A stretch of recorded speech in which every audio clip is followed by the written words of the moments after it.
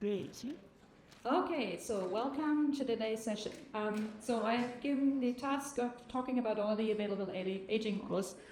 And just to set the stage right, I will not be talking about animals a lot, and I will give a little bit of an overview of why, because there are some kind of like problems with animal models, and mainly there are too many. So on each of these kind of little animal models, I could give you like a 1 hour session. And these models are very specific to what you will be doing, so it's really too much. But just to give you an overview, there are non-mammalian models, and they have been used quite a lot. You have already heard about some of them: nematodes, Drosophila, zebrafish, axolots. There's so many of them. And how useful they are to kind of measure lifespan and intervention is still kind of like debated, and some are positive and say like, yeah, they're so short-lived, they're great, I can do like high throughput. What we're currently missing is actually a little bit more of like what this paper is trying to do is learning how predictive these models are actually in real. But we definitely know a little bit more about rodents, and so if you do like a lifespan studies in rodents, it will take you roughly 1 to 2 years, depending on like how you design your model. They are very useful because you have different strains with genetic backgrounds. You have genetic knockout models or knock-in models, and you have reporter models. So they are very, very useful tools to like work out how your kind of intervention works. And the current shortage is really in having enough whole mice available. Commercially available are mostly just the black 6 mice. This is just one of the strains we're using. But there is not really a lot of mice that we can buy. So if someone thinks of like, how can I help the community, please do some breeding and age some mice and rodents and rats, so what kind of like to enrich the community of available models. Mice, however, are not humans, we all know that, and especially in relation to aging, they have telomerase activity active, they have super long telomeres, their stem cell biology is quite different than the human biology, the immune system is very different, so not everything that we learn in models is kind of like translational, and so you have to think very carefully, is this the model of choice? Also recently, the FDA came up with the Modernization Act, so maybe in the future this is not necessary. If you have a better humanoid model, human organoid model, maybe that's what gives you way better information of like what works and what's safe. What other tools in vivo aging models do we have? We have large animal models. It's a very kind of tricky area to work in because it's more limited even. Think about a pig or sheep study. No one has both pigs, and so kind of like, how do you do that then? Dogs is a little bit better. Beagles have been worked on quite a bit. There have been at least some studies in relation to aging on beagles. It just takes you roughly 6 to 8 years to do that properly. However, they do have some advantages. Cardiovascular aging and their neurodegeneration is relatively similar to humans, so they are quite a good model. And more recently, people have come up with the idea, well, I don't really want to keep my beagles in the lab and breed them and wait. Why not use the dogs that are available in the community? So companion dogs are now being used more in aging biology. But in general, what is kind of difficult is that you are very limited in analyzing this. So getting the right antibody to do your immune histochemistry is limited. We don't have much in that regard. So again, like if someone kind of wants to help, it would really enrich the community in having more kind of tools available. Monkeys, old monkeys, super rare. There have been like 2-3 studies in that regard. Very expensive, rarely done, very difficult, so maybe not your choice. What other problems are there with work in vivo? So looking at preclinical work, we have to see and agree that unfortunately the data is often of a very poor quality.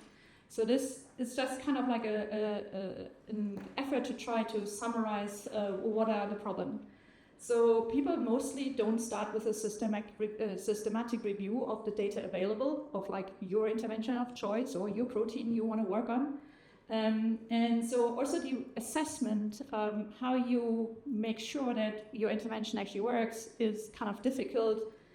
And the quality of the study design is very poor.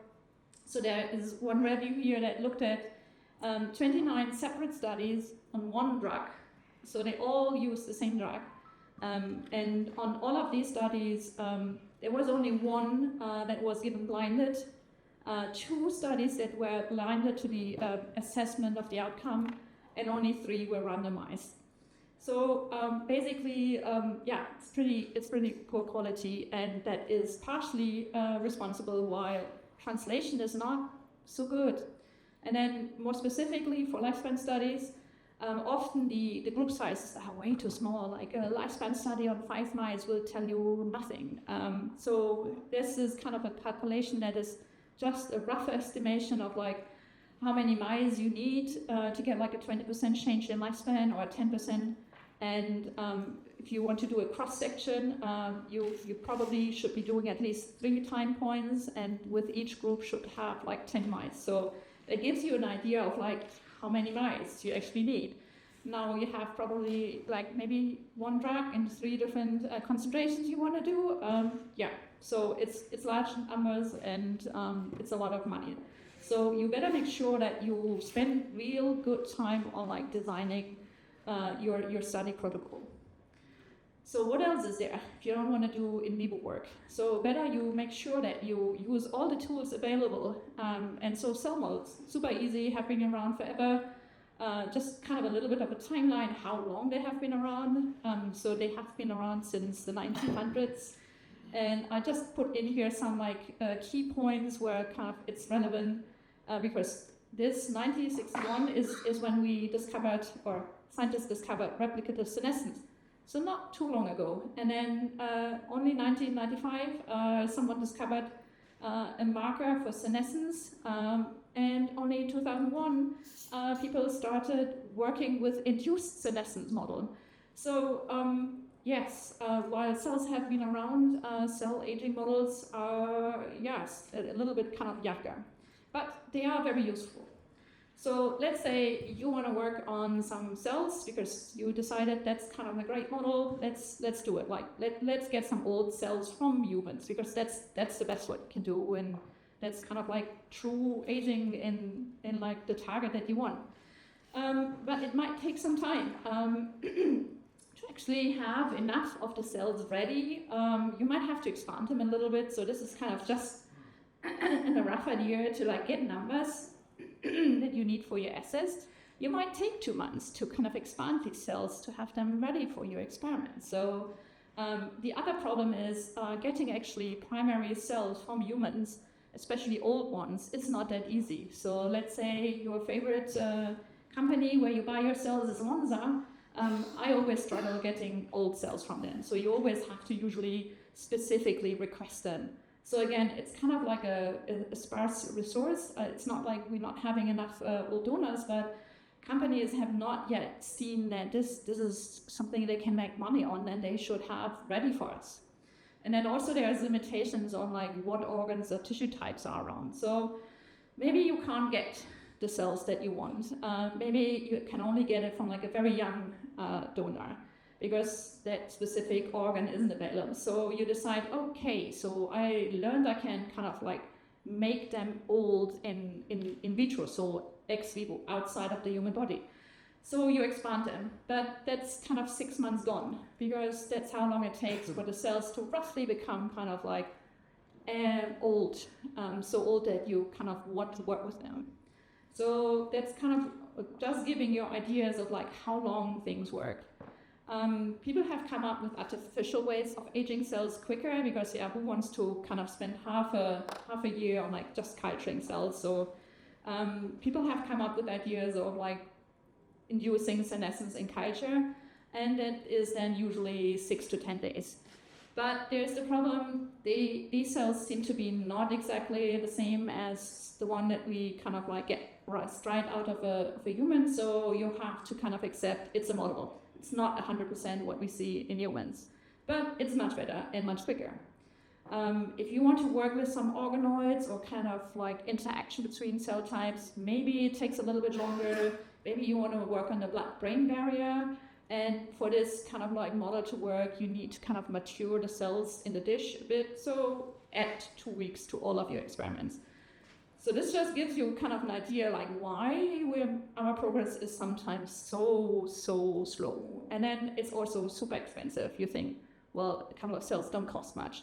So this kind of a calculation that came out of my lab, we just kind of costed everything that went into producing cells. So 10 to the 9 cells, roughly 30,000 euro. If you're working with T-Flask, that's a huge amount of money. If you want to kind of reduce the cost, yes, there are kind of some methods available, so you can switch to a bioreactor. But then you have higher setup costs because all of that costs extra money. So you have to kind of see where and what kind of like range of cells you're working. If it's kind of cheaper to go like basic and work with T-Flask, or if you really want to spend the money and set up a bioreactor. And again, like to give you an idea how many cells you actually need for like a mouse.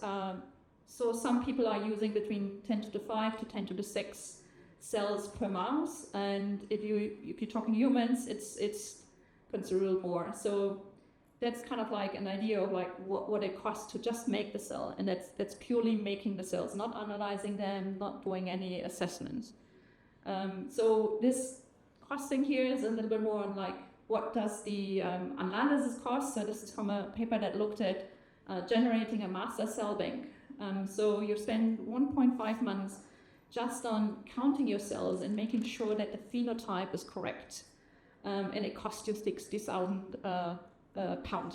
So just counting cells, it's not easy. People always think that is your standard daily bread, but you have a new cell types, you need to know that is really working, the numbers are exact, and every cell type has some features that sometimes kind of like mess up this project. 3 months on developing specific assays if you want to analyze them with a method called flow cytometry. If you want to kind of do some genetic integrity so that the cells have not acquired some strange mutations, another 3 months gone. If you want to kind of establish cryopreservation, make everything on the level of like a standard operation procedure and have it ready for like a GMP production, another 6 months gone. And you have spent now 500,000. And that's just making yourself ready to go to do your testing in mouse. So again, like it's kind of a bit of time this takes and a little bit of money. So you don't want to spend that? We can do everything in silico. Great. We just model cell behavior. So here's kind of one example where people just try to model like one thing, and that is like what level of oxygen is perfect for my differentiation of a stem cell. So they kind of like came up with some model and predicted kind of like what happens in cell culture. And doing then on the right is the real world examples. So everything is in green is now a differentiated cell, and the lighter green picture on the left is your computational kind of model. So roughly this might be kind of like giving you some indication, but it's not yet super great. So here's some more examples of websites that are trying to kind of collect models that are available. So please go there, spend some time on like looking at what's available. There's tons more, but in general, it is usually very simplistic models. You can kind of model like 1, 2 phenotypes, and the model might not always work. But in general, this is a great idea, and I hope like more people are doing this, and also would do this together with the wet lab biologists to kind of like integrate real world data with your model and kind of like work on the models. But yeah, so that's kind of like on that side, modeling. How can I model how aging happens in tissue? So another kind of more recent examples. So this is a skin tissue engineered model. So it's just kind of like the different layer of the skin. And the blue cells are now some senescent cells in this model. And the question that was asked of the model is like, predict me how many senescent cells I will have over time. And so they came up with a fancy model that I don't understand. But basically they kind of like give me some graphs of what will happen. So in bluish, the line will give me how over time, if I consider that the skin will be exposed to light, how many more senescent cells will kind of like be created over time, and in a more stochastic model, how naturally, intrinsically senescent cells will grow. How good that model is, you would then have to test if that really is true. I would say it's kind of like still debatable if that line of senescence really will stay constant after like a certain age. The model might have to be tweaked a little bit more to like show that it's actually kind of increasing. But yeah, so people are trying to model this and help us do this all quicker. So this is where kind of like the cell models are. They're relatively easy, relatively cheap. However, they're a very simplified model. There is no interaction between the cells, there is no involvement with the extracellular matrix, there is no interaction between different cell types. So if for your intervention this is important, cell models are maybe not that helpful. So you think organoids, that's the solution now. Everyone talks about organoids, they're great, they're fantastic. So what are they? They're just kind of a little lump of cells formed naturally in cultures in 3D. So it's kind of like trying to mimic what happens during us growing. It's a self-organization process and a self-differentiate into the tissue that you want to study and kind of like create layers and structure. So great. How long have they been around? Actually, it's kind of surprising that they have been used by biologists quite a long time. I think the field really exploded when IPS came around, but then, because then you had kind of like a source of like stem cells that kind of readily form into organoids, and you could create kind of organoids of really all the different tissues and types that you want. But only since roughly 2015 to 2020, that's kind of when the area started to also look at like, okay, so can we now also mimic aging with organoids, because all the other organoids usually are pretty kind of like immature and young. So before we step into that world, how do I make that? That's super simple or not. You just get your cell source, you add the matrix, you grow them a little bit, and bam, you can measure your intervention. So there have now been tons of different forms of these organoids. I think relatively old-fashioned is this method called hanging drops. The cells by gravity just kind of like collect itself in like a drop of medium, and then they form like a spheroid, and you can have, for example, beating heart tissue in your dish. Great. However, you might want to have more than one dish. You want to kind of like upscale because you have maybe 10,000 different synthetic compounds you want to test. That's when you really need to kind of like employ some spinner flask and grow them in like larger quantities. And that's kind of examples on the other side where people are doing this now in suspension culture, make spheroids, and that's relatively efficient, relatively good. So yes, it works. More recently, people have also thought about like printing it. So I think they're also working on like how you can layer an organoid by using these different technologies. But I think that area is still in the process of like getting rid of kind of complications. So it's not really yet there, but it's available. And here are just some examples, maybe for your own research. You don't want to learn this all, you just want to kind of like maybe buy them. There are some companies, and sorry, that's not all the companies out there, but it will give you kind of like a start to kind of look what's available. There are also companies that specialize on all of the tools that you need, but you can already see that on the balance, like there's kind of like not yet all the organs available. Like there's kind of like some limited availability. But yeah, if you kind of like want to buy them, but they're super expensive. So they're also not aged. So now you have to kind of like think, how can I do this? And we're basically going back to the same principle. You might have to isolate your cells from an old donor. And people have done that here to kind of model the intestine. And yes, what you see when you form these organoids in vitro is that they are mimicking what happens in vivo. So these are just kind of showing they're growing slower, they have more senescent cells, they don't form a tissue that looks as nice as a young tissue. And also on the molecular level, you find markers of aging are upregulated in these tissues. So they're maybe a good model, but you would have to establish for all of these models that the features that you are interested in is actually represented in this model. And that's kind of like why this work is so slow, because yes, you can make them, but not a lot of these models have been established for aging and have not been fully characterized. So unfortunately, with all of the advantages of organoids, great, you can control the environment, it's very reproducible, you can also play with the cells, can make a reporter line. They're heavily kind of cost and time intensive, and also not all of the human tissues are available. They're a little bit harder to kind of set up for high throughput or for automatization. And as I said, not a lot of aging models are readily available. So organoids are not enough. It's just kind of a lump of cells. Now you want to have like a full function of an organ on a chip. So that's kind of like the new sexy thing out there. Super easy, you just pipette them on a chip and it's done. Okay, so let's look at that, if that really is kind of like available.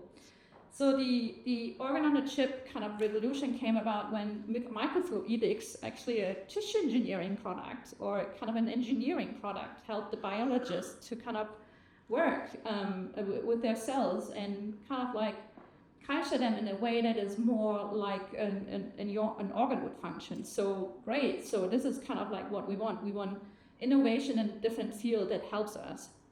So the field is not very old, roughly 2010 it started. And as you see here, kind of like the steps of like how people figured out the different organs. And now recently people have more and more tried to kind of have all the organs of a human in a chip.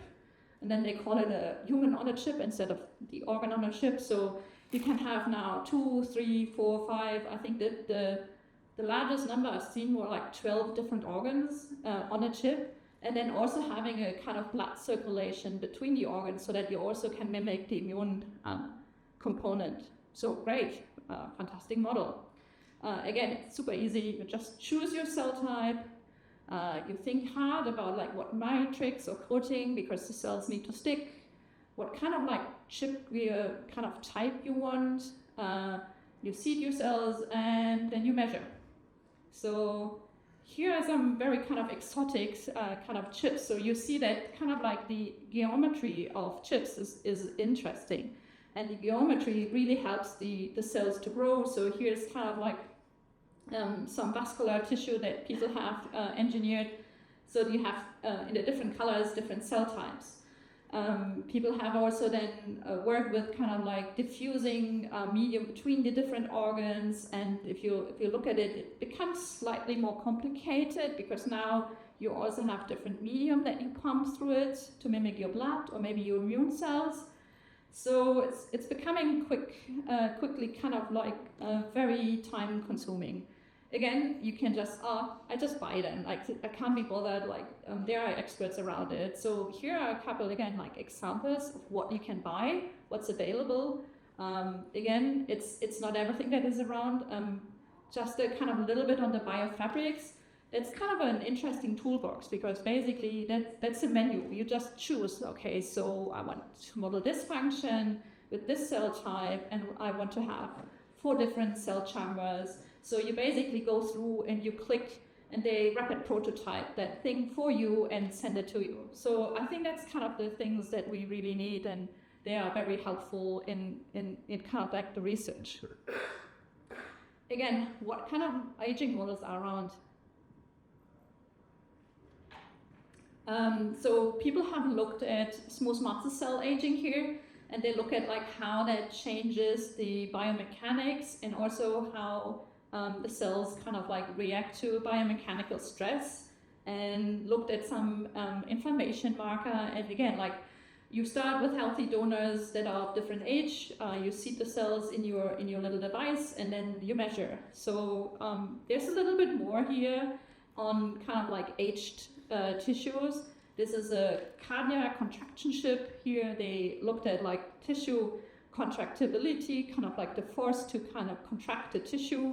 And they see kind of like with senescence that this kind of tissue architecture changes, and also the mechanical forces are changing, and the oxidative defense, so superoxide dismutase, they measured here their capacity to deal with stress, with oxidative stress declines, and also VEGF, a marker, kind of like a growth factor for vascularization, declines. So again, nice model, a tiny bit of description of like how similar this model is to human in vivo tissue, and it's great. I think it's good development. We just need tons more of it. Again, on the advantage disadvantage side, it's, if you imagine like you have to grow 12 different cell lines for your chip, you have to time your maturation, and most current differentiation protocols for making certain cell types is like 4 to 8 weeks. So now you're culturing 12 different cell types over like 1 to 2 months, and then you have to have them ready on one day to seed them in your chip. So now you see kind of how this becomes logistically a little bit more challenging, and that's why it's not super highly used yet.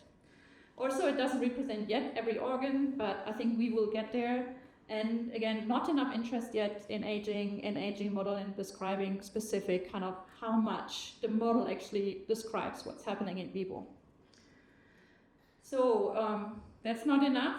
You still want to work with something that's more human-like. So, but you don't want to do a clinical trial. So why not work with ex vivo perfused organ or ex vivo tissue? Yeah, we're not the first one to think about it. It has been around for a while, but there are certain limitations. So, for example, you want to work with the brain, you can kind of make brain slices, so little kind of like living tissue of the brain, but it's very, very hard to establish these models. Usually your tissue dies. In mouse for adult brains, and that's not even aged, it's just adult, mature. Yes, it works, but I haven't seen anything in like very old tissue. You can also do that for your kidney or your liver, but you can't do it for every organ. So again, there are some limitations here. Mouse hearts, more easily available, better studied, more done on. Here's kind of like calcium waves image in an old and young mouse heart, and it looks great. So what are the limitations? So usually these tissues don't stay alive for long enough, maybe just hours to days.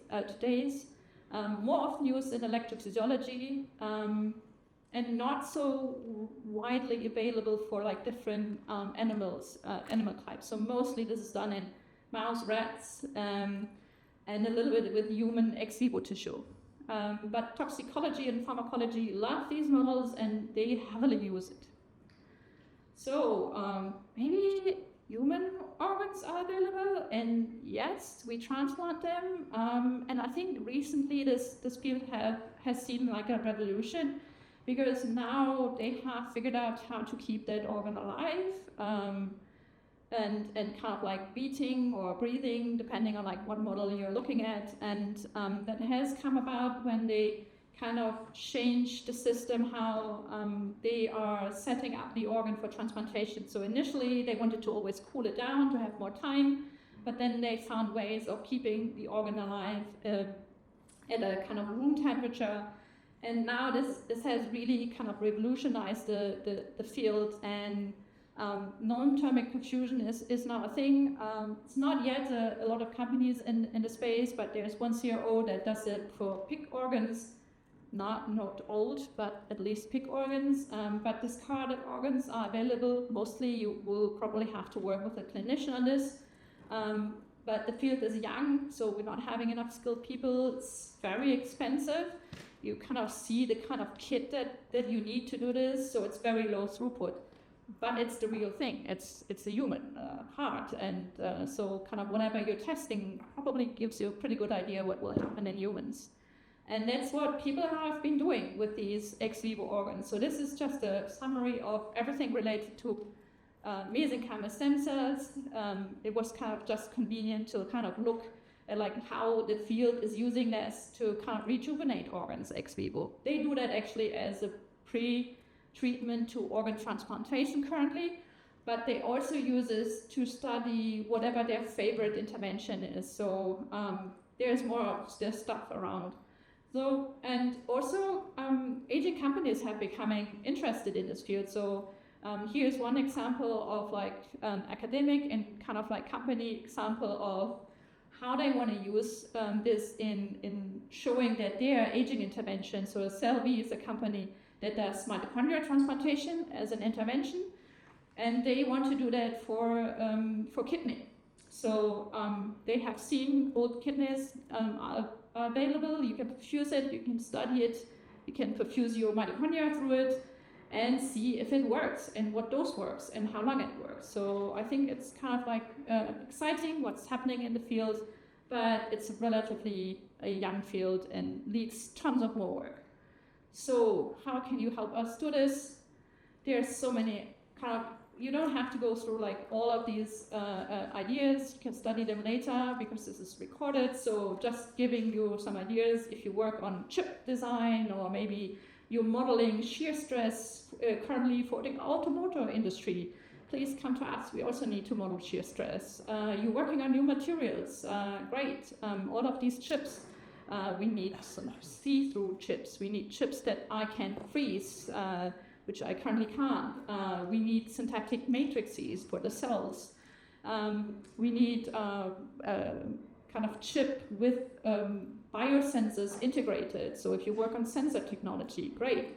If you're working on app, better software to kind of like integrate with the chip and automate the chip, all kind of like great things where we could help, kind of get help from you, work on this. And that's kind of the end, and I think now we have time for questions. So thank you very much.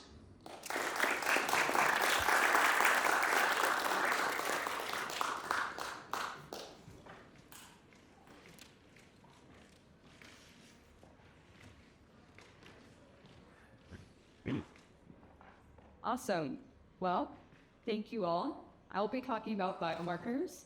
My name is Kristen McGreevy. I'm currently a graduate student at UCLA studying biostatistics, and part of my dissertation work and my work with a startup in longevity, Alnuco, is building biomarkers of aging. I consider myself a biologist from my studies in undergrad, and I've been studying biostatistics ever since, so now I'm more of a statistician. I'll be coming from that lens today. I am also an open science advocate, so my code will be online. It's at GitHub, and then if you want to connect with me after this Zuzalu, I'm also on LinkedIn. Okay, so first we're gonna go through the biomarkers, make sure that we're all on the same page, because it's a little bit of vocabulary. And then from there, we're going to have to learn about biological age, which I know many of you are familiar with, but it's important when we're building these biomarkers. Then we'll go into some of the aging biomarkers themselves, how we validate these biomarkers, and I'll go through an example using DNA amphitage, which is a biomarker that we made in the lab. And then I'll talk about the future, including some of the next steps and hopes.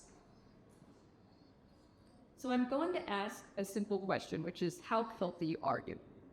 It seems very simple. You might be thinking, well, maybe I just shared a previous version of myself. Maybe you've improved your health, you've improved your diet, and you might be saying like, oh, I feel stronger, I feel better. And that might be your metric to understand how healthy you are. You might also be comparing it to other people. Maybe you went and got a blood test, and you look at these reference values, and you see that you're within these normal ranges. And so there's different ways that you might be quantifying your health, and some of them might be in reference to your past self, some in reference to others. But all of these metrics are about biomarkers, which comes to what a biomarker actually is. And so I put up here these WHO, World Health Organization definitions. Any substance, any structure or process that can be measured in the body or its products and can influence or predict disease. This can be anything. It's very broad on purpose. So it can be something that's functional, maybe your cognitive health. It could be something physiological, such as your gait speed, your grip strength. It could be biochemical. You can measure something in your blood, or it could be some type of molecular interaction. It's a very broad terminology. And if you're thinking, well, it seems like a lot of things can be biomarkers, you're right. And so up here, I just have a few examples, some very simple ones. So we have pulse, blood pressure, albumin, something that's made in your liver, and like I said, cognitive function and grip strength. So a lot of different things can be biomarkers. So then what is a biomarker really? Very broad. It's any tool that you can use to measure something about your health. And what we'll be talking about today is these biomarkers of aging, but specifically biological aging, which is different from your chronological age. So if we think about chronological age, you were born and then you have some time that passes up until now. It's the amount of time that you've been on the earth, and it's just that, a passage of time. And the issue with chronological age is that you can't distinguish people of different phenotypes.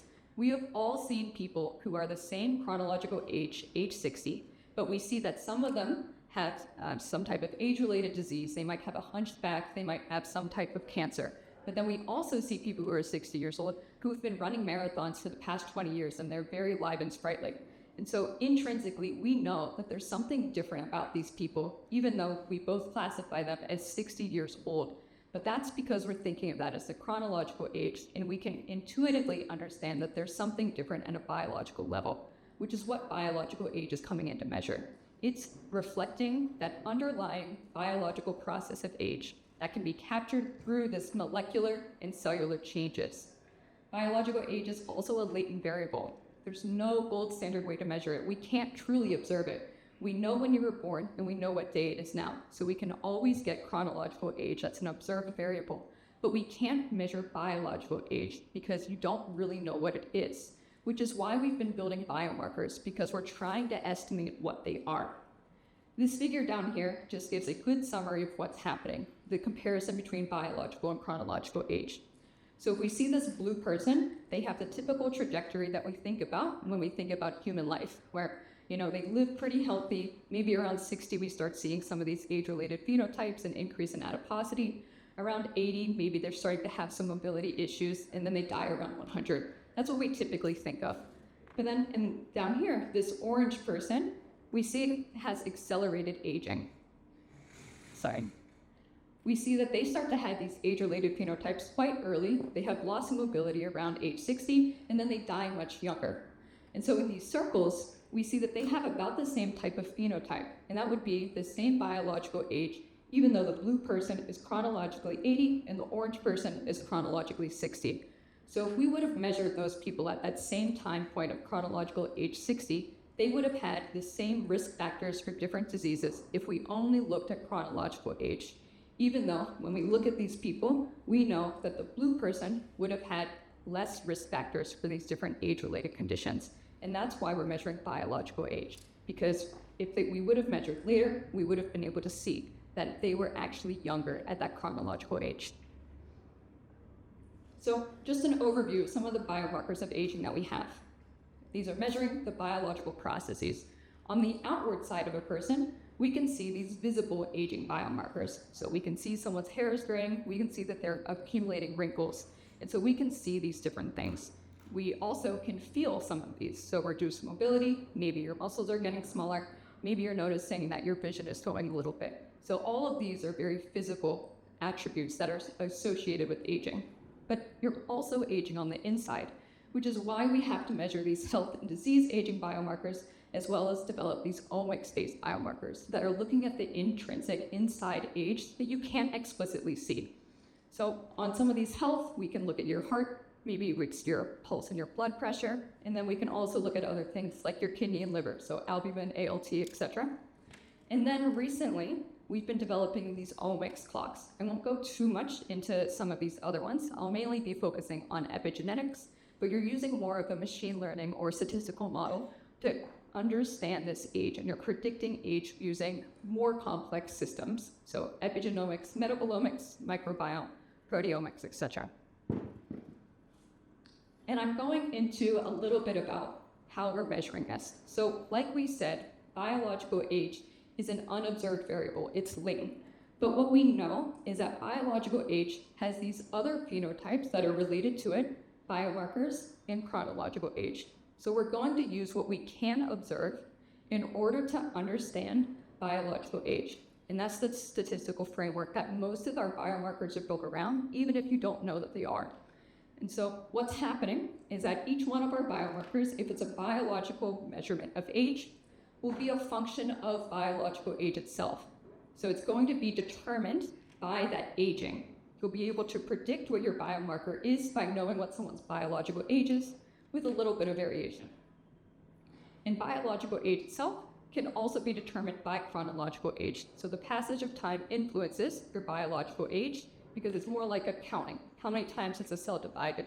And that allows an accumulation of entropy or other things. So biological age can be affected by chronological age.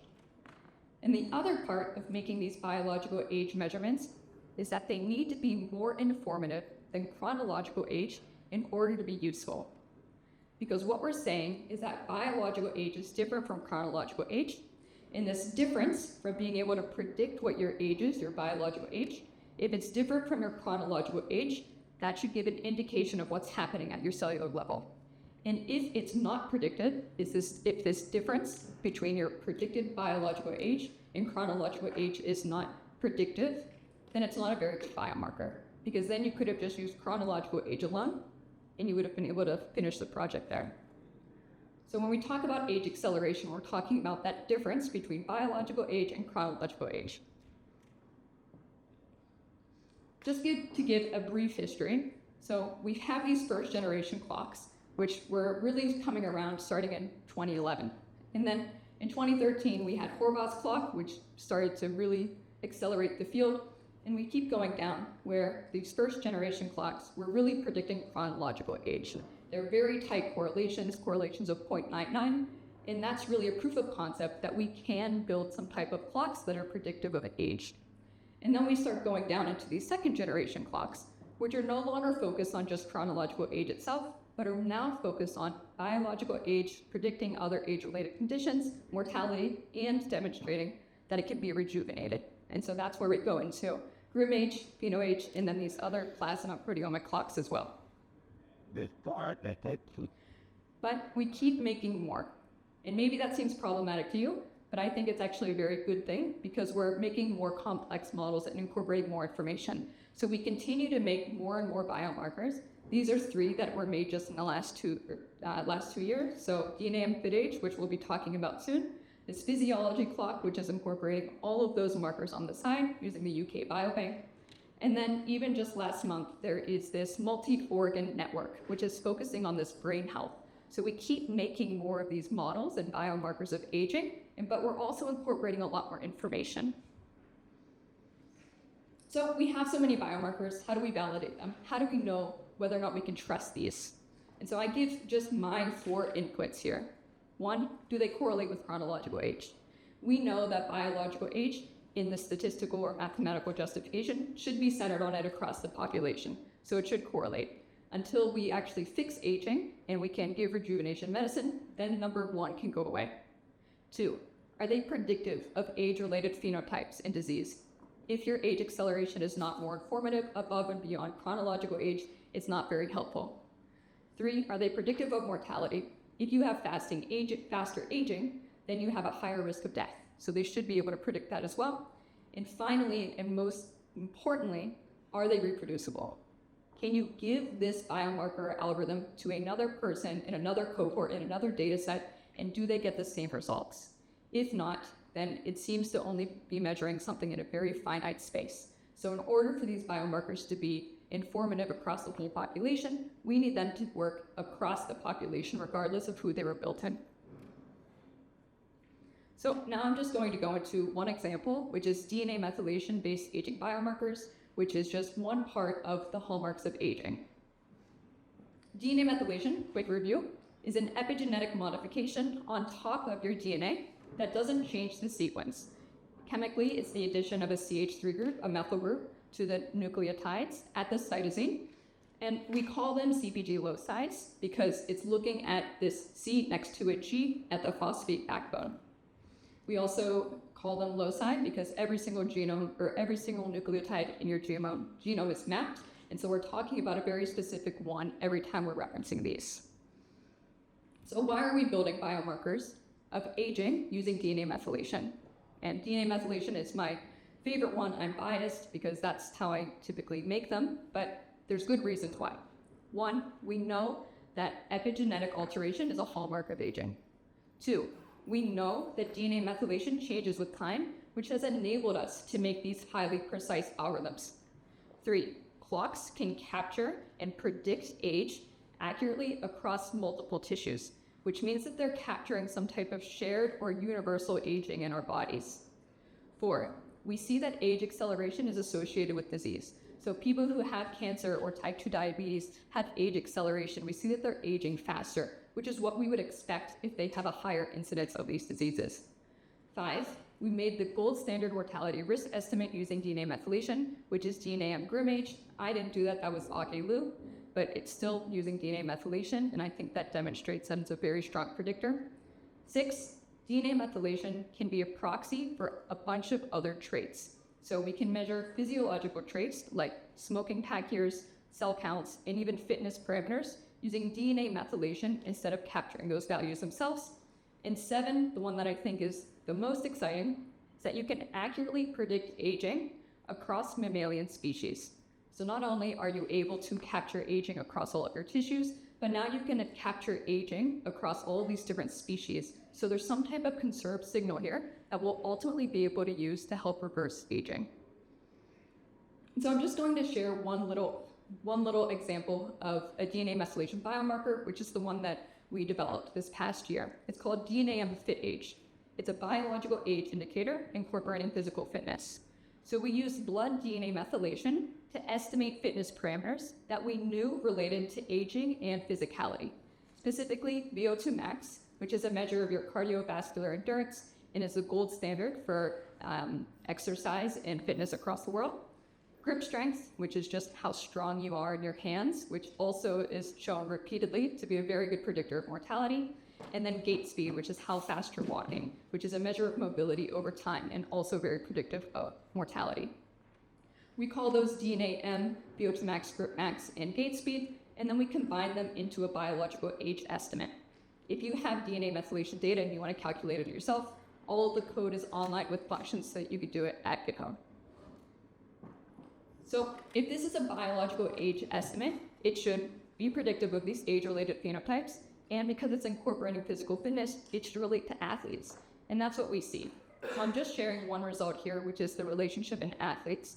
We looked at what fit age was in these long-term rowing athletes who participated in the rowing regatta, which you can think of as kind of like the Olympics for rowing. And what we saw is that female rowers were 2.7 years biologically younger, and males were 2.32 years biologically younger compared to age and sex matched controls who were not exercising. And that is also summarized in this figure here. But one caveat, because yes, this is cool, but also I'm not going to oversell this, is that the underlying constructs that we're using are predictive. They have correlations, but they're modest correlations. So the relationship to my DNA M gait speed to actual gait speed is modest. We have correlations of 0.37 and 0.4, and then for VO2 max, around 0.2 and 0.4. So there is correlation, but it's not an extremely strong correlation. So don't go out here and say, oh, like I don't have to measure gait speed anymore, because it is predictive, but it's not as accurate as what we want yet. And finally, I want to say, we cannot change what we cannot measure. And so this is the reason why we have to focus on these biomarkers. If we have aging biomarkers, we can improve so much about longevity, and they're essential to accelerating the longevity field. We need these aging therapeutics to have endpoints. They're not FDA approved yet, but assume that we were able to get that approval. Then what we could say is we don't have to wait 60 plus years to have these interventions in humans before we know if this is a beneficial or harmful aging intervention. Same thing if we would try to work in primates. We still have to wait 30 years because if we are looking at survival or incidence of disease and you're trying to prolong aging, you have to wait a very long time to get those endpoints. In mice, even 3 years, that's still quite long. And so if we could get that down to just 1 year after having an intervention, then you could accelerate the field so much faster because you can measure at the intrinsic level whether or not somebody is aging faster or slower. And ultimately, this is very ethical because if you can stop a clinical trial early by showing efficacy, then you can give that other control group this treatment faster, and then you can give it to the field as well. In my opinion, the ideal biomarker has a lot of different things in it. One, you're going to incorporate aging across the body. So you're going to have all of these different organ systems because all of them are related to one another in some way. You're going to allow these different organs to age at different rates because we know that's true, and it can be dependent on a bunch of different factors. We'll account for your genetics in your environment. Environment, something like living within a half a mile to a highway, because we know that changes your epigenome and increases your risk of a lot of different comorbidities, and having this individualism. So some people exercise more, eat healthier, but all of this would be able to be accounted for. It will also allow this time dependency, where these different risk factors can change over time, and it will be responsive to interventions. I think that this is the ideal biomarker in the future, which hopefully in the next 10 years or so, we could really develop. And the company that I'm consulting with, we're trying to start developing some of this, making this very complex model, but hopefully to be a very good biomarker of what your aging is. The limitations of these biomarkers, well, the field, we can't even agree on what aging is. So how are we going to agree on what an aging biomarker is, what the best one is? So I think until we can agree on what aging is, we're going to keep making all these different biomarkers. Plus, what we always get feedback on is that even if we can make this beautiful biomarker, we're not exposing the biological pathway. We don't know why this is predictive. Just because we have all these different methylation sites that can predict age and can show that you might die earlier, we don't know why, and it doesn't always relate to these causal pathways. And finally, aging is complex. Even if we made this ideal biomarker that incorporates aging across all of these systems, that biomarker complexity comes at a cost, and that's probably going to be shifted to the recipient. So we have to keep all of those different things in mind when we're trying to build and measure these biomarkers. Thank you for your time. I'm going to take it over to Keith. He's going to share some really great technology about measuring biomarkers.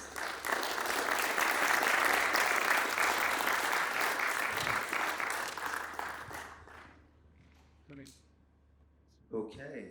Hello, everyone. My name is Comito from the nonprofit Lifespan.io. Pardon my voice a little bit thrown out from the conference, so my biomarkers, my voice are going to be a little bit off, which is relevant.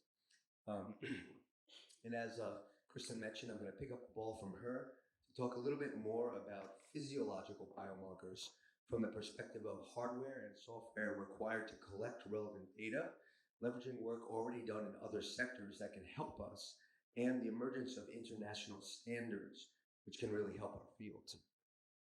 So for quick context, beyond my work at Lifespan.io, I also spearhead R&D projects, certain R&D projects at Disney. I'm the inventor of various technologies that are relevant to biomarkers of aging around voice, body tracking, etc., face. And to frame this discussion, I want to bring it back to a conversation that I had last year at our conference in New York with the Director of Aging Biology at the National Institute on Aging, Dr. Ronald Kohansky, where we had a conversation that comes up often of, do we need to call aging as a disease to be able to unlock the door to more therapies? Have we done enough by getting some codes in the ICD? And he had a very interesting answer where, at least from his perspective, he didn't necessarily think that we needed to go much further in that regard, but rather what one of the major roadblocks is the lack of a comprehensive, aggregate physiological biomarker for age that can be used as an indication in clinical trials. So, and then about how to get there, the conversation started to go to something that's emerging around frailty called the Deficit Accumulation Index. And this is basically a proxy metric for age reversal, or whatever we would like to call it, that has to do with deficits that you might accumulate with age. So walking gait disruption, loss of voice, hearing loss, etc. And as an example, if there's a bunch of these deficits defined, if you had 30 of these deficits, and then you underwent an intervention, a trial, and then you had 20 of these deficits at the end, that could be something like age reversal. That could be used as an indication. So as an example, to build off what Kristen was saying, maybe one of these deficits could be defined in terms of walking speed or walking gait, as if you're walking as if you were someone 10 years older, that's a deficit of walking gait. And now, the good news is there seems to be a consensus emerging that something like this will be very valuable and help us get to that future that Kristen was talking about. But what there's not yet consensus on is what exact equipment, protocols, and standards, etc., are necessary for the world to gather interoperable data to render those deficit determinations. And here's where I believe we can leverage some existing work in other sectors in big tech. So, just as a funny example, you might be aware, if you watch any kind of media, or you're basically just doing anything in the modern world, that various big tech companies have very powerful technology that is certainly adjacent to our work and may be leverageable. So a question I often get asked when I talk about this is, well, why would big tech companies want to get involved at all or help? And there's at least two major reasons that I've found. Just in general, helping with corporate social responsibility. Many companies want to do good for the world if they can. Of course, that might confer some halo equity on the company by being a good actor. And then another area here is that many of these technologies involved in physiological biomarker tracking might have other uses that would help various companies. For example, in safety, getting on and off a ride or something like that might be related to walking gait issues. Voice might be related to heat stress and wanting to understand if someone at your venue is going to pass out.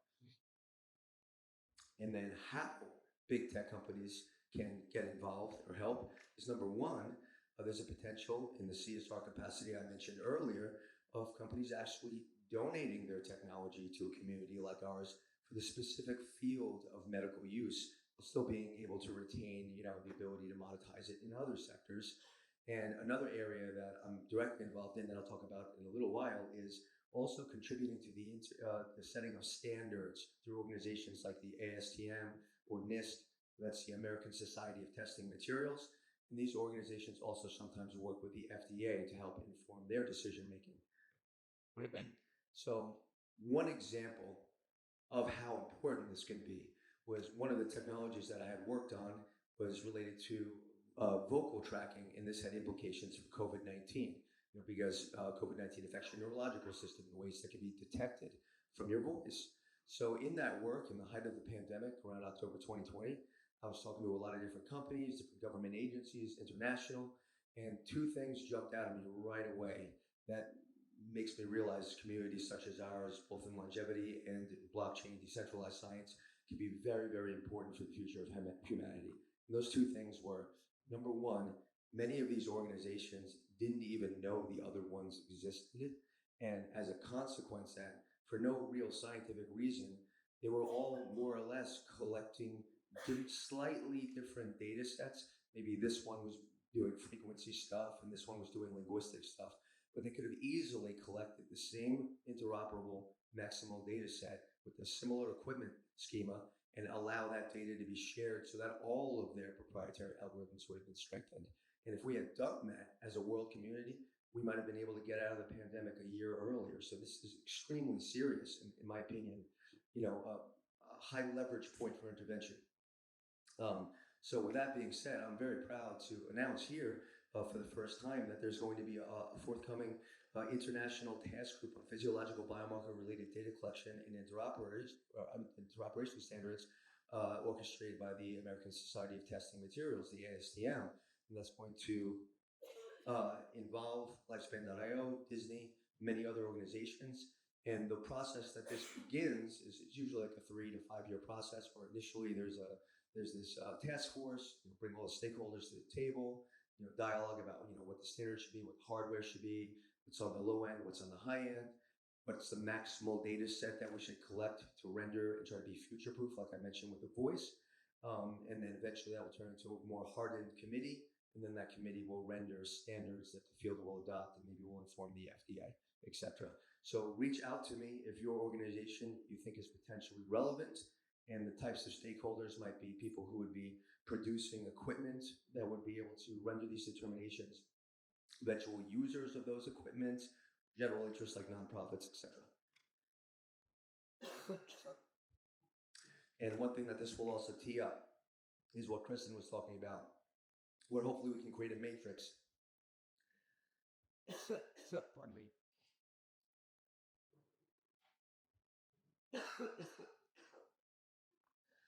A matrix of how these biomarkers can relate to each other and validate each other. Relating to this, there's two personal aims I have as well.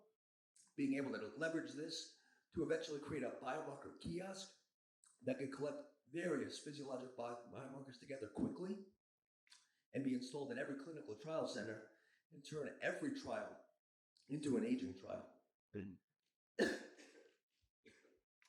Two more slides, almost done. And then another potential win here. That should be good, thank you. Another potential win here is that I think there's some low-hanging fruit that we can work on together. Like, for example, figuring out how often we need to collect certain data sets to be able to render accurate biomarkers. So, for example, maybe you won't get much more information if you get the Horvath clot test every single day. But my hunch is that you're going to need a lot of facial pictures, maybe 3 times a day. And we could easily do that with mathematics and taking, every single day 3 times, subdividing the data set and seeing when you lose the predictive power. And one last note here, blockchain technology organizations will become very, very important for this standards initiative, especially with data interoperation, ownership of data, etc. So organizations like Polygon, Protocol Lab, WeaveChain, etc. Anybody here, I'm looking at you. So please come talk to me to be involved. And if you'd like to be involved, you can speak to me here after my voice recovers. And at our conference in New York on August 10th and 11th on DeSci and longevity. Thank you. I'm not going to take questions.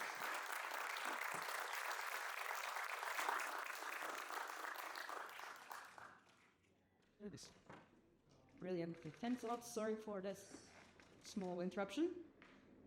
Last time I had a microphone like this was for karaoke, so I hope this will go better. I haven't done that.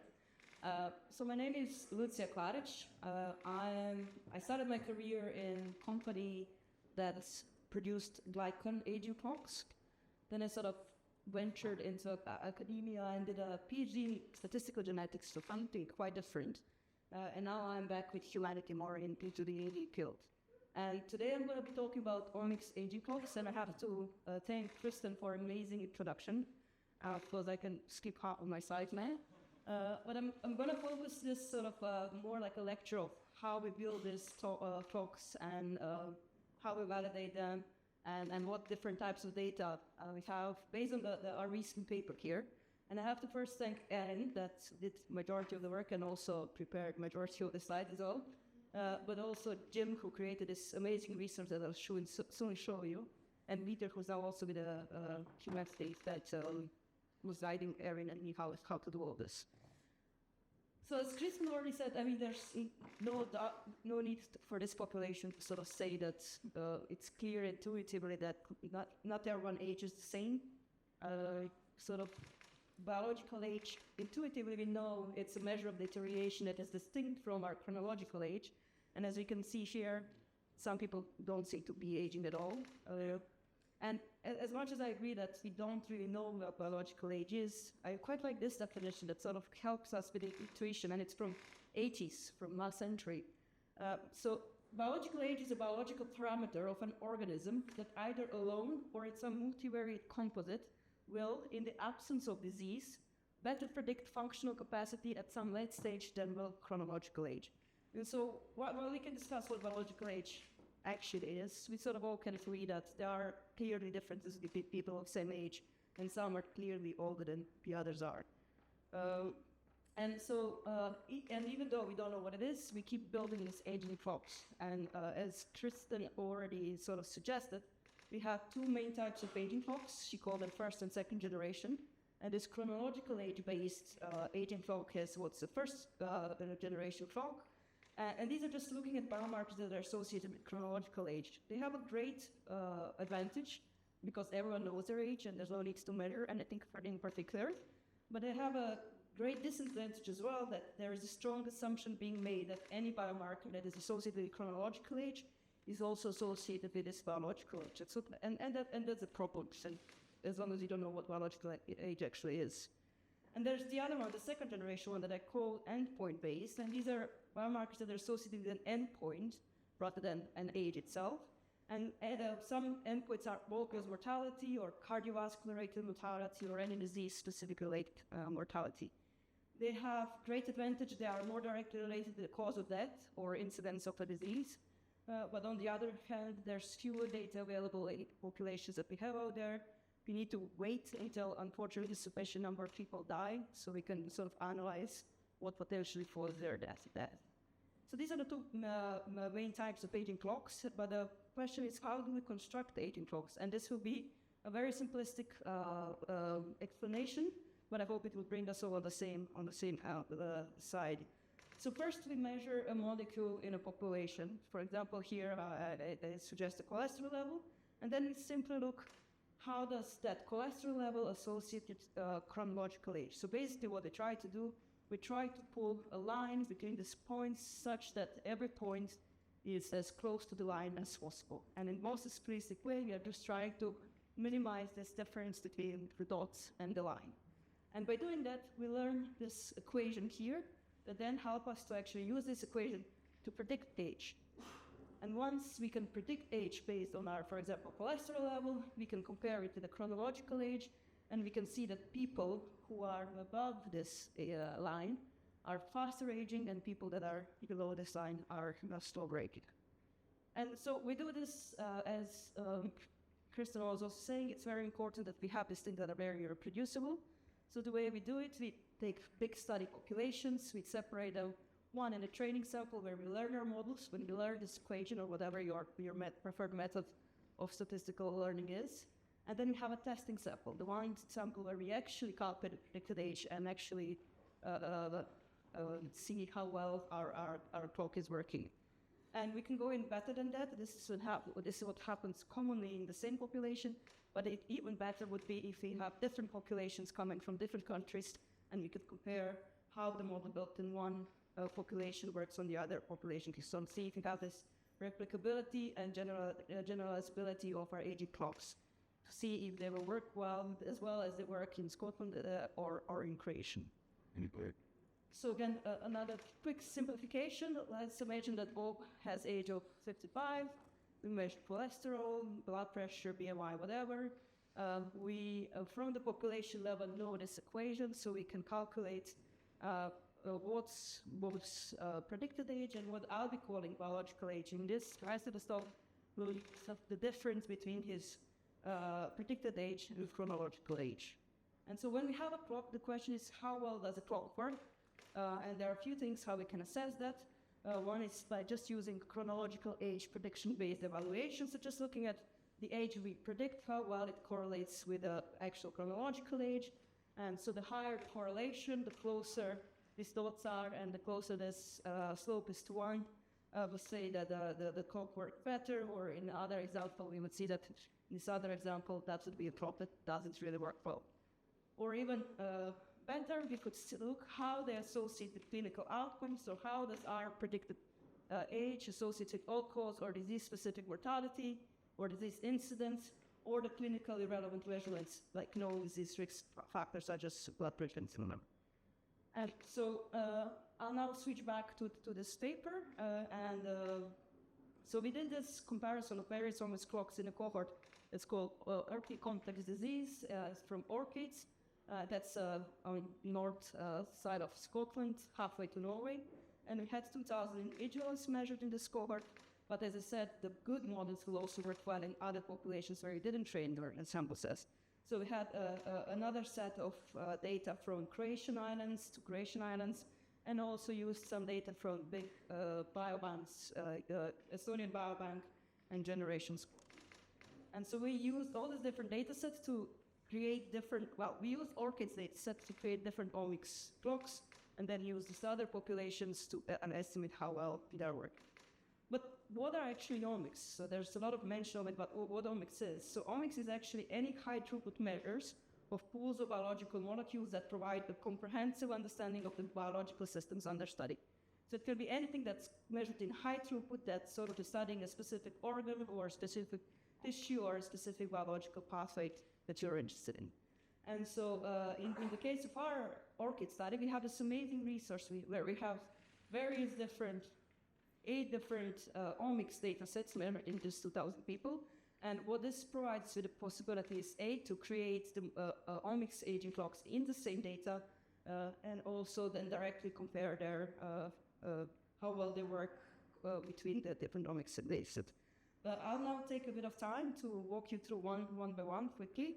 So, for example, DNA methylation or epigenomics is a quite feature-rich data set. It has 850,000 different methylation sites that we measure.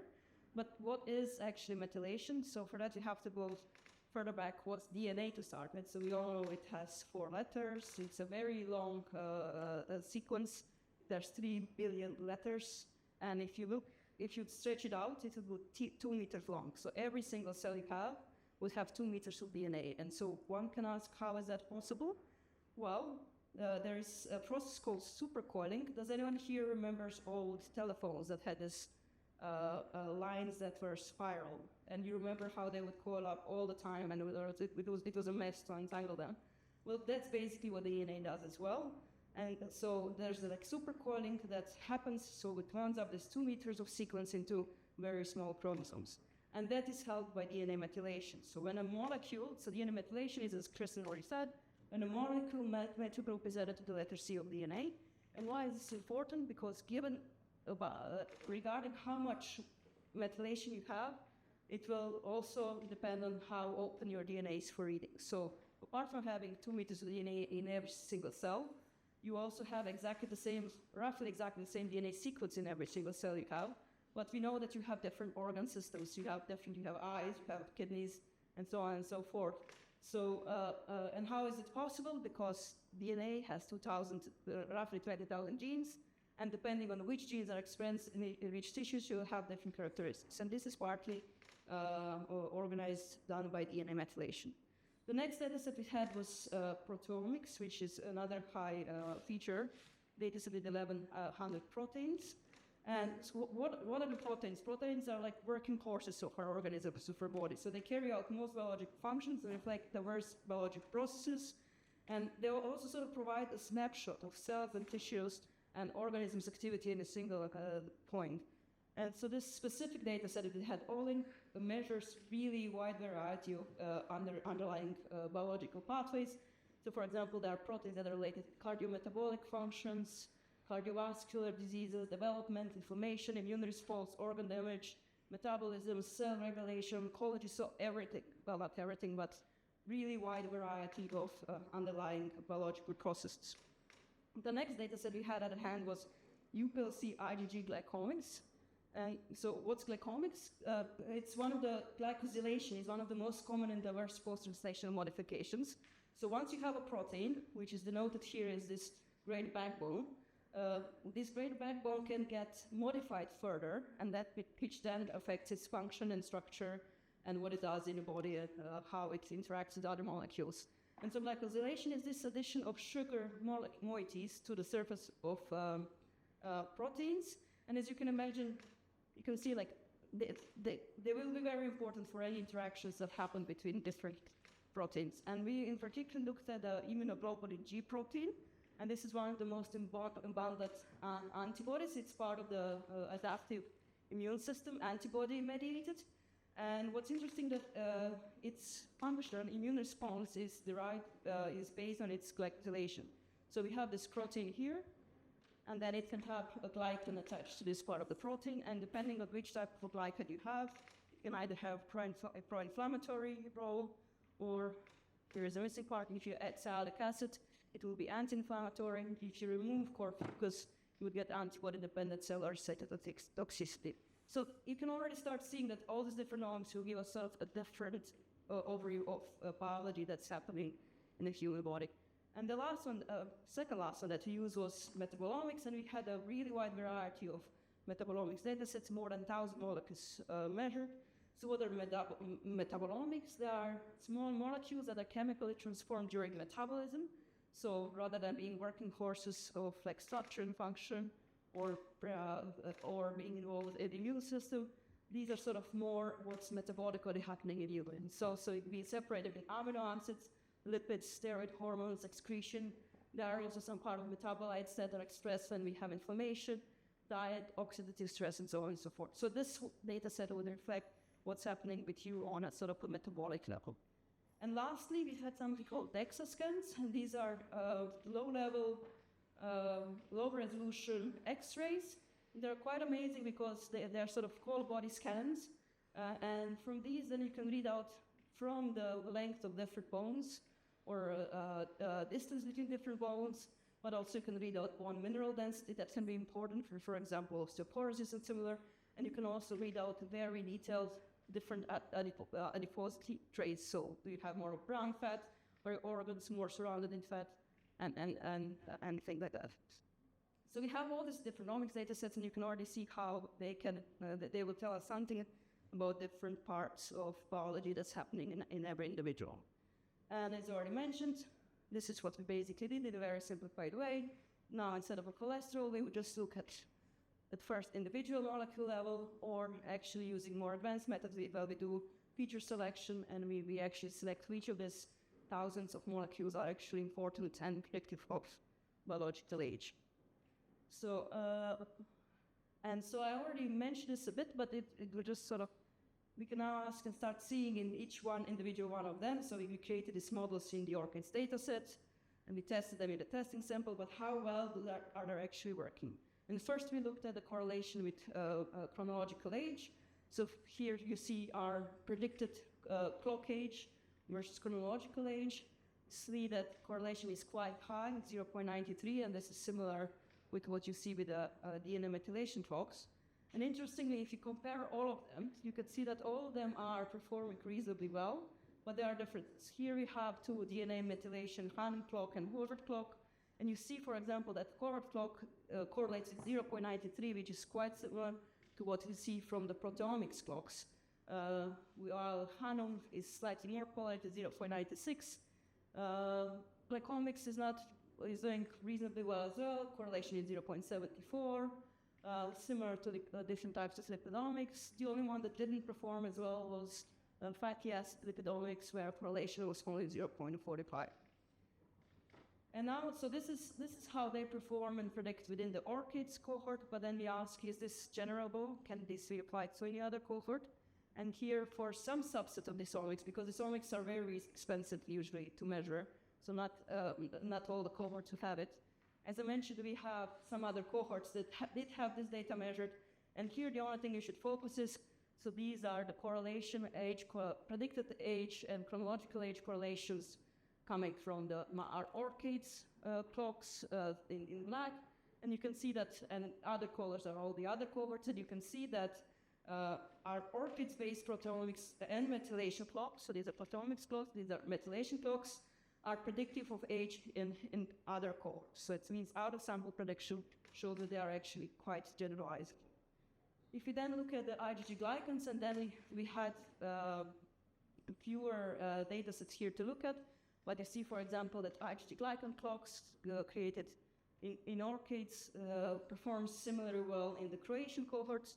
But when we look at the clinomics, and this is just using the known measurements that are used in clinics, such as confidence triangle risk score that tell you about your 5-year probability of getting cardiovascular disease in 5 years. When we created the clock from the clinomics, they also did reasonably well. So this is comparison with UK Biobank. They seem to work a bit less good. So when we asked the question, UK Biobank has mostly individuals older than 50 years of age. So we said about 3 years ago, we had individuals from 16 to 100. So maybe our models, don't really fit the UK Biobank, which is more elderly population. So we restricted our orchid population to be 50 plus, and we did see a certain improvement in the comparison of the two clocks. But it turns out that genomics works reasonably well, but doesn't work as well as IgG glycan-based clock.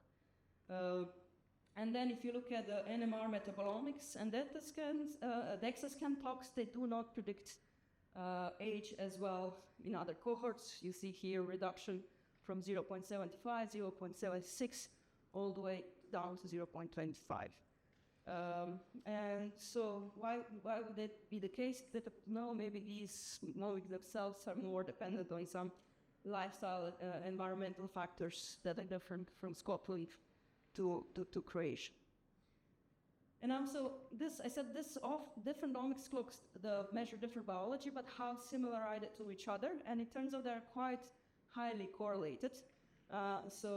Here we compare just the correlation predicted age by IgG glycan clock with predicted age by proteomics clocks. And you can see the more red the color, higher correlation. And for example, the highest one here is between complex lipidomics and fatty acid lipidomics, which I guess wouldn't be surprising because they're both measuring metabolites and lipidomics. But overall, we see there's a quite high, roughly from 0.5 to higher correlation between different omics clocks. And what do this tell us? This tells us there is within all these different clocks, there is part of variation in chronological age that they all explain. So there's up to 0.5% of 0.5 correlation is shared between these various clocks, meaning that these are probably shared pathways and biological processes that happen and are shared between all this, with aging that are shared between all these clocks. But on the other hand, they are not correlated one. So there still seems to be that they do measure slightly different processes and therefore could reflect slightly different biology. And that is actually what we next looked at. How do our omics aging clocks relate to health outcomes? So more relevant to actual biological aging. And so we did that using two different outcomes. One was just looking at the disease risk factors, which were also measured in our Orcadian participants.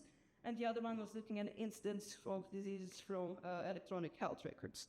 And now if you look at here we have different risk factors such as cholesterol, blood pressure, lung function, CRP, so on and so forth.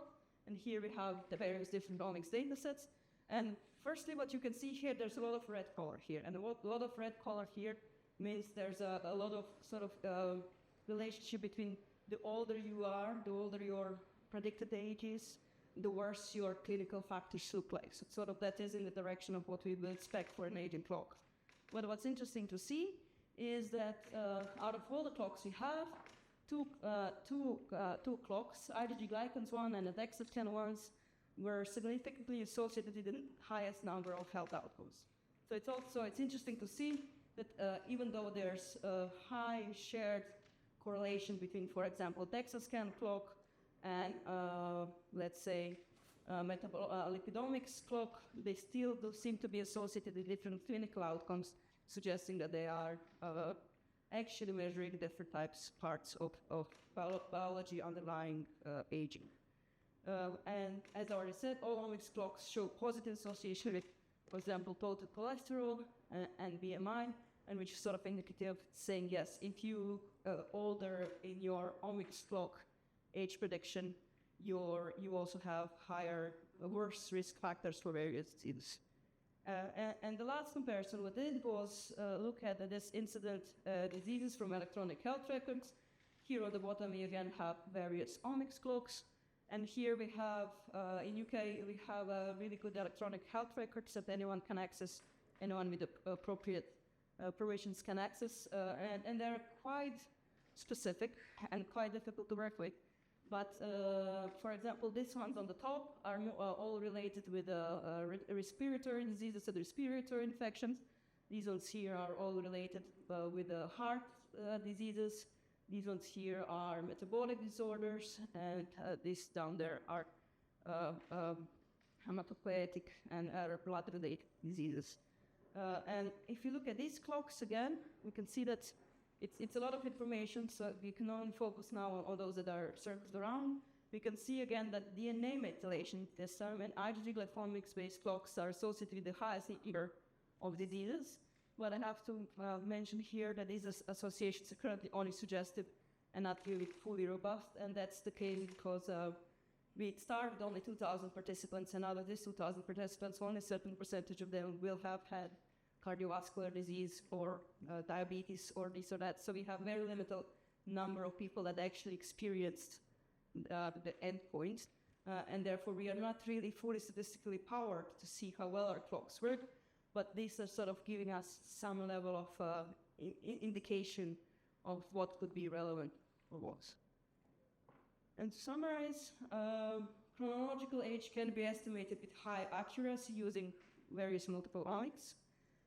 Clocks trained in one data set were able to predict age in independent populations, so we have this robustness and generalizability.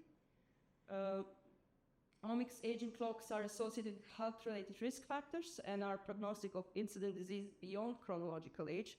So all of those associations shown previously were accounting for chronological age. And what's interesting to see that differences between clocks could be due to omics measuring different underlying biological processes. So there's no one omics fits them all.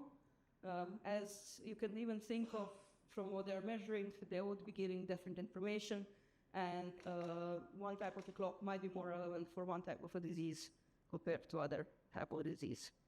What are the remaining challenges? There are many, but I'll name just a few. Most of the research we have so far has been based on European populations or Northern American populations. So we will really need to learn more how all these things work in diverse ethnicities. There's also a question of what we observe here is just confounding. Are the components of the omics clocks actually causal for aging, or just correlated with aging and something else is causal? And so that's what might be more interesting from the perspective of targeted therapy. If you want to target something, you would prefer if it's really causally associated with the disease or age, or that we're looking at, rather than just there actually being an underlying unobserved factor that's causing the disease. Using this publicly, this sort of cohorts and populations that are funded through public research comes with problems of so-called ascertainment bias, and especially in chronological age-based studies, because it seems to be that studying the people, these are the people that volunteer to be the part of the research, and what we have been observing, they are actually people that are just in general of somewhat higher socioeconomic status. For example, in UK, you can see they like eating cheese a lot, and sort of like they don't present the real population that lives out there. So that's another thing that we need to address, trying to really reach the whole population rather than just those that were willing to come front and take part in the research. So all this I showed here is just like one snapshot of omics data sets, and so it doesn't really tell us anything. Will this omics change with age, and what are sort of their trajectories through the lifetime? And there's very little research currently done about longitudinal measurement of different omics data sets, partly because they are quite expensive.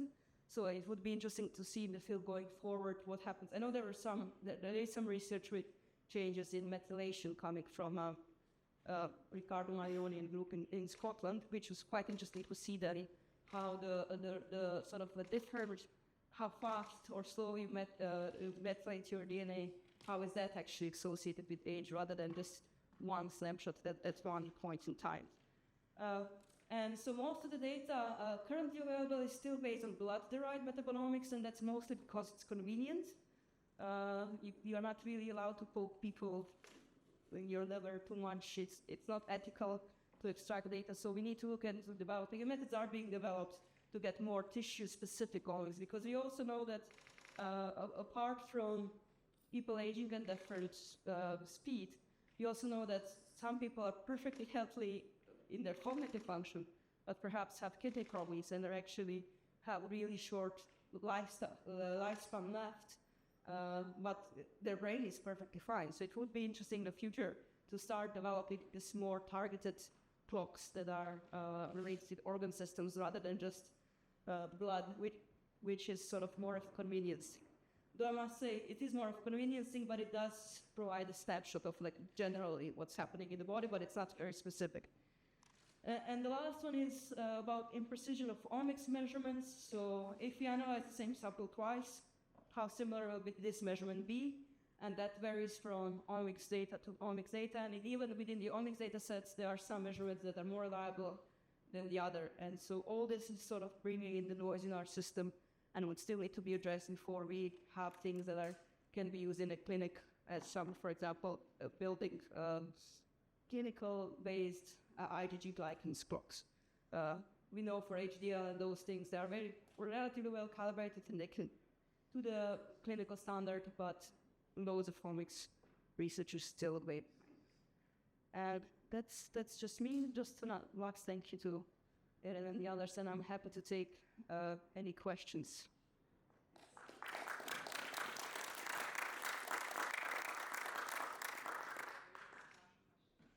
We don't have time. But we can take them. Yeah, depending on like. Let's take a 15 minutes break.